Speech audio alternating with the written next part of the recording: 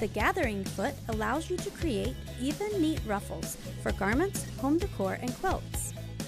For best results, use lightweight fabric such as cotton. Heavyweight fabrics produce fewer ruffles. Cut the fabric to be gathered twice as long as the fabric you are attaching it to. Select a 4-thread overlock stitch on the machine. Set both your stitch length and the differential feed to the highest numbers. Position the fabric edge under the foot. Start stitching and watch it gather. This sample features a rolled hem with variegated thread.